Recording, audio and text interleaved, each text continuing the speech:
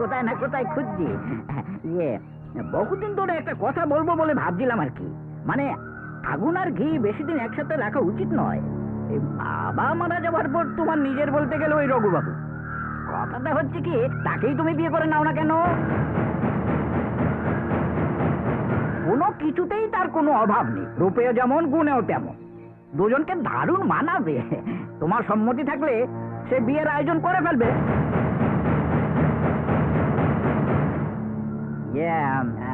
বলছিলাম কি, ও বুঝে গেছি মৌনম সম্মতি লক্ষণম। কথাটা তাহলে আমি রঘুবাবুকে জানিয়ে দিচ্ছি। বিধাতা তোমার জন্যই তাকে গড়েছেন। তোমার সেই রঘুপতিকে বলে দিও, সীতার জন্য রাবণকে গড়া হয়নি, গড়া হয়েছে পুরুষোত্তম রামচন্দ্রের জন্য।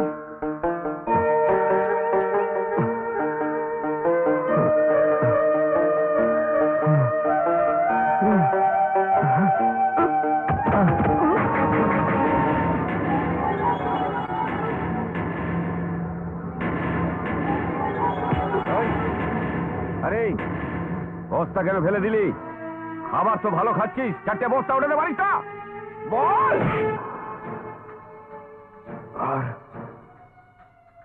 আর 2 বছর।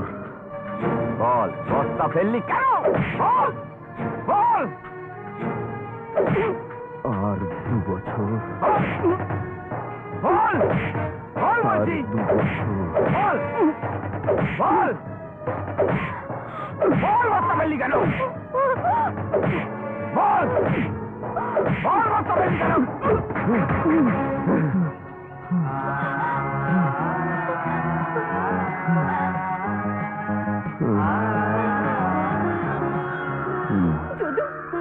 কেন এখানে পড়ে রয়েছে?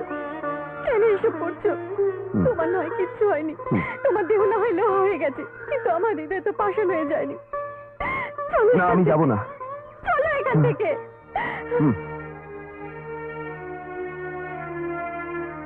বসো।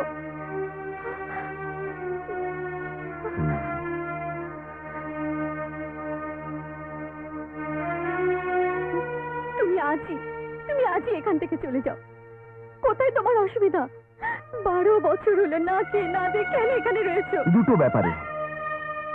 প্রথম কথা হলো, এখানে প্রতি মুহূর্তে তোমার জীবনে বিপদ আছে, আর তোমাকে ছেড়ে একটা মুহূর্ত আমি বাঁচতে পারবো না।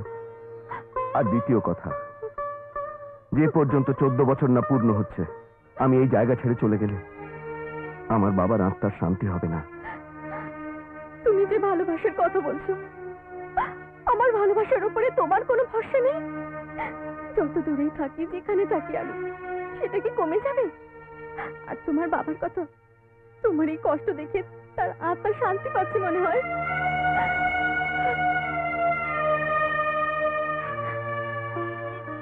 দেখো আরতি, আমি সাধারণ মানুষ, এত প্যাঁচালো কথা বুঝতে পারি না। এখানে কত দিন, কত মাস, কত বছর খেতে খেতে আমি রক্তকে জল করে দিয়েছি। মাংস হাড় সব পাথর হয়ে গেছে। যদি এখন চলে যাই, তাহলে আমার ভিতরে থাকা কাঁটা আমাকে সারা জীবন বলবে বেঈমানি করেছি আমি। ব্যাস, আর 2 বছর। পারবো না, তোমাকে নিয়ে আমি পারবো না। যা যে ধরবে সেটাই। কিন্তু মনে রেখো, তোমাকে একটা কথা বলি, আজ যদিও তোমার গায়ে হাত দেয়, তাহলে জেনে রেখো একটা জীবন যাবে, তাহলে আমার। আরতি, তুমি এমন। তুমি কি করতে বলো? তুমি এক কোন স্ত্রী তার স্বামীর ওপর অত্যাচার হচ্ছে দেখে সহ্য করতে পারে? আমাদের না হয় বিয়েটা হয়নি, কিন্তু আমি তো তোমার স্বামী হিসেবে স্বীকার করে নিয়েছি। আমি তো তোমার ভালোবাসা নিয়ে বেঁচে আছি। আরতি, আর 2 বছর।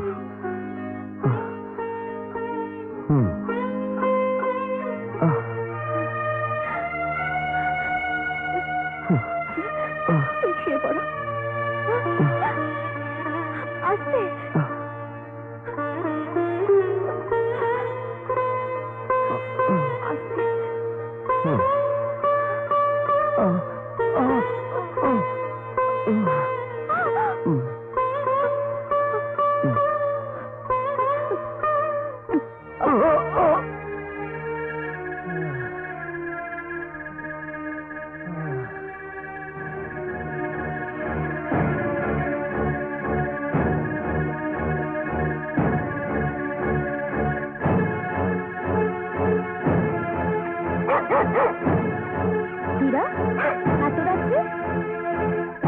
ডাকছিস কেন? হীরা, কি হয়েছে বাবু? বিজলি, এমা, এত জ্বর?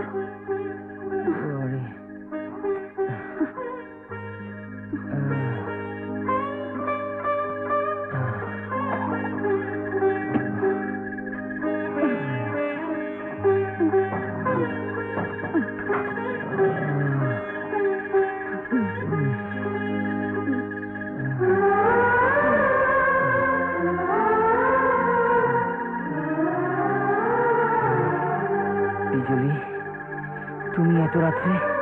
আমার শরীর জ্বরে পুড়ে যাচ্ছিল, কথা না বলে শুয়ে পড়ো। না বিজলি, তুমি চলে যাও। এত রাত্রে তোমাকে এখানে কেউ দেখলে বদনাম হবে। এই বিজলি ওসব কেয়ার করে না। তোমার এখানে কি আছে বলো? এ তো একটা পশু, গায়ে এত লোক আছে, ও অন্য কাউকে না ডেকে আমাকে কেন ডাকলো?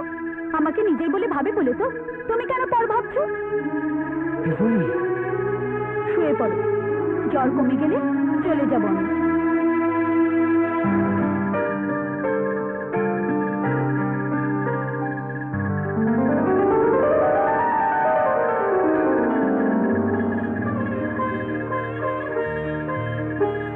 হীরা, তোর বাবুকে দেখিস, যদি বাড়াবাড়ি হয় আমাকে ডাকিস, হ্যাঁ?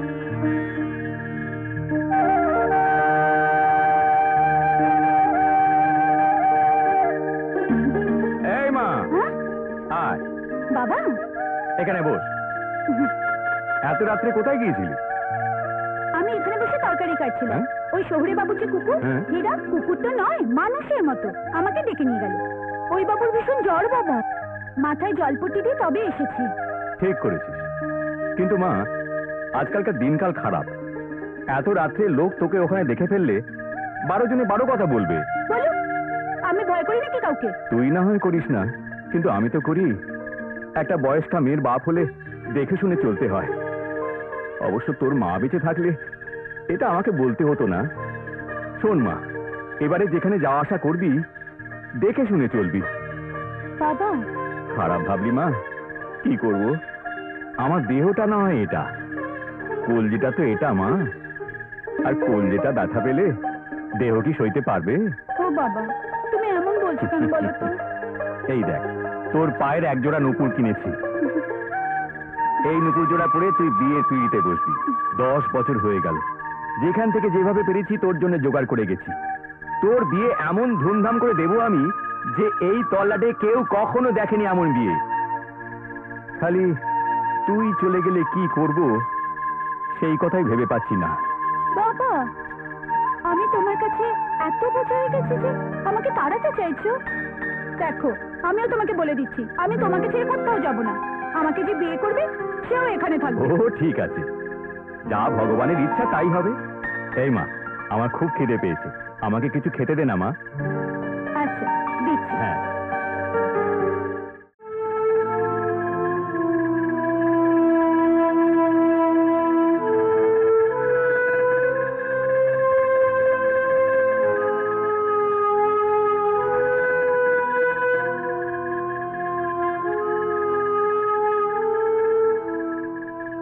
বাবু,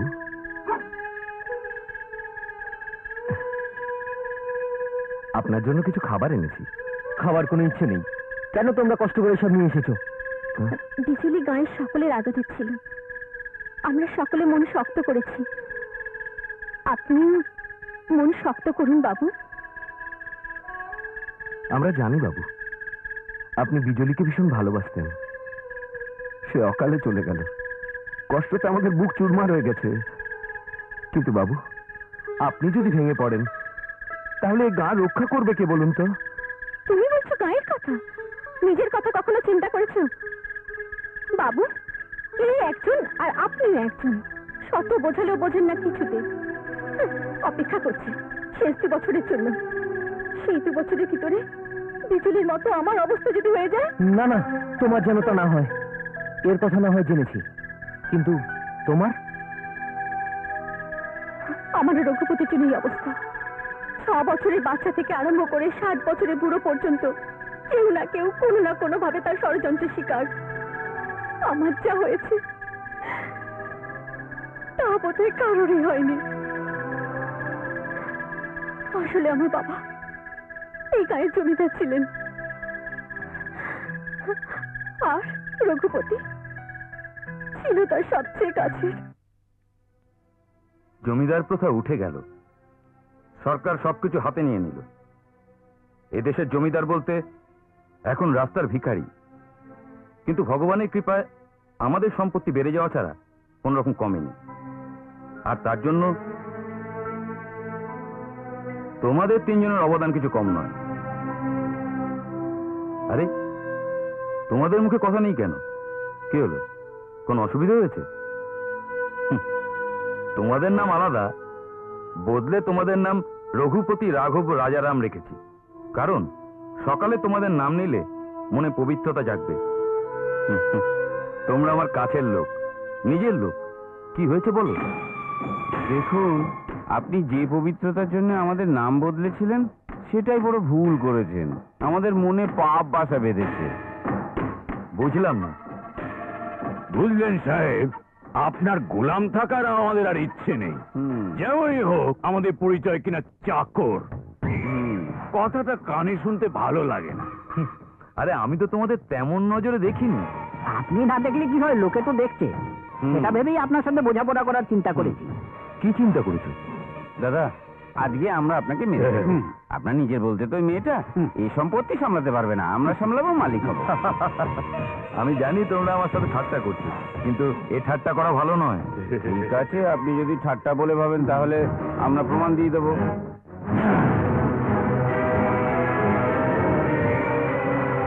যাও, বেরিয়ে যাও, বেরিয়ে যাও এখান থেকে। আর যেন এখানে এসো না কখনো। ভালোই করেছো, তোমাদের আসল রূপটা আমায় দেখিয়ে দিয়েছো। যাও, চলে যাও, যাও।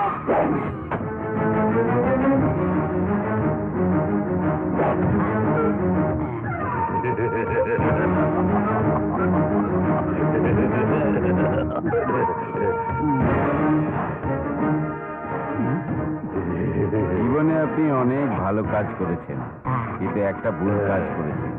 যে সাপগুলো দুধ কলা দিয়ে ঘরে রেখেছিলেন, জানতেন না সেই সাপগুলো গোবর সাপ বলে। যে সাপ পোষে, সে সাপের বীজটা তো ভাঙতে পারে। তোমাদের বীজটা তো ভাঙা। আহাগো, অনুতাপ করবার মতো আপনার কাছে সময়ও নেই, কোনো চিন্তা নেই। আপনার সৎকার শ্রাদ্ধ কর্ম আমরা খুব ধুমধাম করব। মরণটা যদি তোমাদের হাতে লেখা থাকে, তাহলে তাহলে মরবো তো নিশ্চয়। কিন্তু সম্পত্তির জন্য তোমরাও মরবে। আর তোমাদের মরণ অপঘাতেই যেন হয়। আপনি শান্তিতে স্বর্গে যান দাদা। ওখান থেকে দেখবেন আপনার সম্পত্তি আমরা বাড়িয়েই চলেছি। আরই খুশি হবেন, ভীষণ খুশি হবেন। নমস্কার। নমস্কার।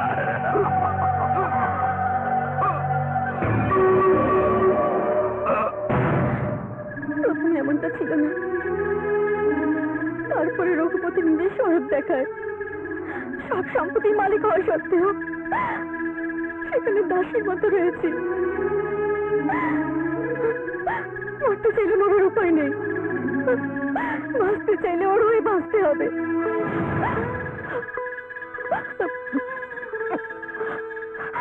ক্ষমা করবেন, এত কথা বলা উচিত হয়নি। বুঝতে পারছি না এখানকার মানুষরা কি করছে। একটা পিঁপড়ের গায়ে পা লাগলে সে পর্যন্ত কামড়ে দেয়, একটা কুকুরকে লাঠি দেখালে সে পর্যন্ত দাঁত খিচিয়ে ওঠে। আর তোমরা কি বলছিলে যদু? 2 বছর? কি জন্য 2 বছর অপেক্ষা করবে? আরে 2 বছর পরে তো এই গায়ে কেউ থাকবেই না, সবার চিতায় গাছ গজিয়ে যাবে। কৃতদাস প্রথা কবে উঠে গেছে, তুমি কেন কৃতদাস রয়েছো? আমাকে কিছু বুঝিও না বাবু, আমি ধর্মের কাছে দোষী হতে পারবো না। ধর্ম ধর্ম করে তুমি অধর্মকে বাড়িয়ে দিচ্ছ। লঙ্কার রাবণকে মারায় কোনো অধর্ম নেই। আমি সব বুঝেছি। তোমার বাবা যত টাকা নিয়েছিলেন তত টাকা সে উসুলও করেছে। 100 টাকা, মাত্র 100 টাকার জন্য তুমি 12 বছর কৃতদাস হয়ে রয়েছো। যে রাজা সে প্রজাকে নিজের ছেলের মতো দেখে, আর যে প্রজাকে নিজের চাকর বলে ভাবে সে রাজা নয়। যে অন্যের স্ত্রী কন্যার দিকে কুদৃষ্টি দেয় সে একটা পশু, রাক্ষস, শয়তান। আর শয়তানকে ভগবান বলে পুজো করো না। এ গায়ে সন্ত্রাসের রাজত্ব চলে আসছে। একটা মানুষের কাছে কেন এতদিন তোমরা মাথা নত করে আছো বুঝতে পারছি না। পুরুষরা কেন কাপুরুষে পরিণত হয়েছে তাও বুঝতে পারছি না। আমি সরকারি চাকরি করি, সই করে মাসের শেষে মাইনে নিয়ে দিন কাটিয়ে দিতে পারি। ভীরু কাপুরুষদের জন্য লড়াচ্ছে, ভয় ভয় ভেরুয়া মানুষদের জন্য লড়াচ্ছে, এখান থেকে চলে যাওয়া ঢের ভালো। মরো তোমরা এখানে পড়ে পড়ে।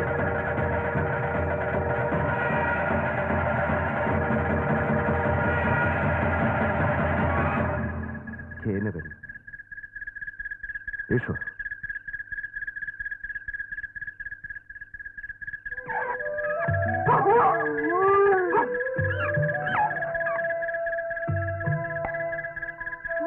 না হীরা, তুই খেয়ে নে।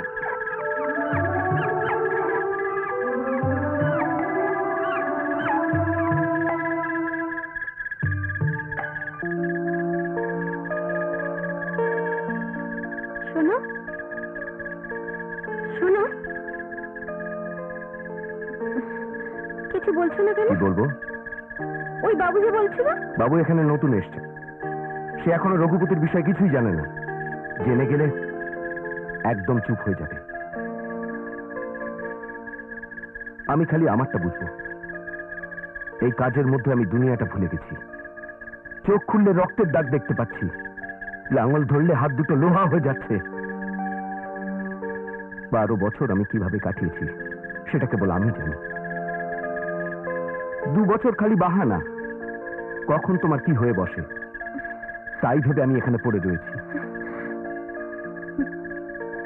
তোমার কি আমার ভালোবাসার উপর বিশ্বাস নেই?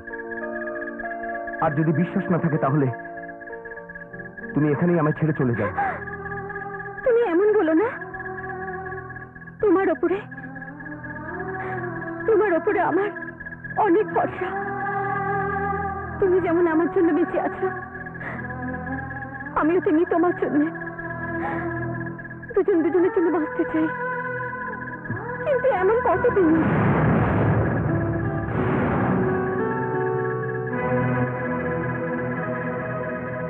সূর্য যখন লাল হয়ে যায় তখন বোঝা যায় অস্ত যাওয়ার সময় হয়ে গেছে।